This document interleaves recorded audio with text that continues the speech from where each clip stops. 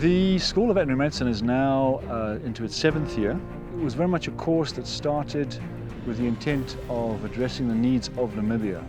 And because Namibia has, as we all know, a very important wildlife presence, both in terms of its economic and its ecological importance, it was a very wise decision on behalf of the university to incorporate into the School of Veterinary Medicine's a 3-modular course on wildlife clinical studies. Whenever we train students, we do our utmost to be able to find certain tasks which need to be done anyway. We don't like chemically restraining animals just for the sake of chemically restraining them. So in this particular instance, we were able to get together with Dr. Morgan Hauptfleisch from NUST and together with Julian Fennessy. They needed these animals collared. We are very keen to assist with that and at the same time utilize it as an opportunity for students to be trained. The students finally saw that not everything works according to textbook situations, so a lot of thinking on the feed, a lot of adapting of the plans, a lot of change in logistics, always new challenges coming up.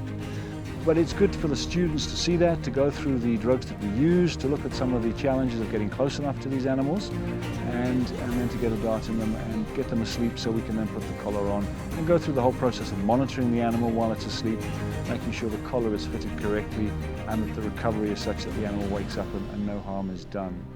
The darting from a helicopter is challenging, but an advanced, old, experienced pilot can definitely make your job much easier. So knowing your pilot and knowing how to work with him is one of the most important parts of at least getting the dart successfully into the animal. There's a lot of movement, there's a lot of motion, there's a very short gap where you can actually dart the animal, and it's a fine play between the pilot and the vet in these cases.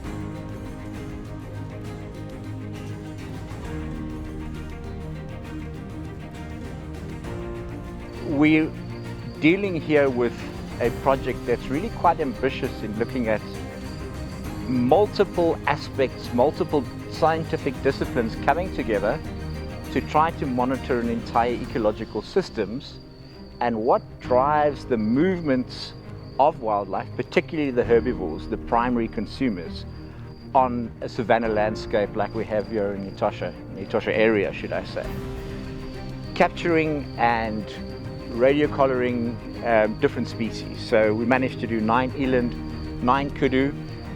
We replaced collars on springbok that we'd had here for a few years already, and then some giraffe. We have a number of different institutions involved. UNAM, 5 other German institutions, all playing roles in this project to understand the full system of dynamics. Conservation is something which is becoming ever more so and should be a sort of global responsibility. One of the most important things in Africa is that any effort into conservation is only going to work if it's sustainable. We must never look at just our own livelihoods and our own short time on this planet. We have to plan for the future.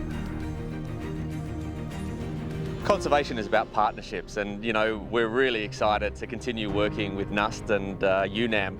And it's awesome seeing young African students grow, blossom, playing a role in their capacity building. It's interesting how these old guys who have been in conservation for years, how much we can learn from them, and I'm happy to pass on a little bit to the new guys coming up. And it's just, we have to learn every day, and if we don't keep learning, then what are we going to do moving forward? And who knows what's the next effort, what these young guys are teaching us out there. They tell us, oh, have you thought about this and that? And you take all on board, and that's how we all grow, and hopefully together we're going to do so much more for conservation than if we do it singly.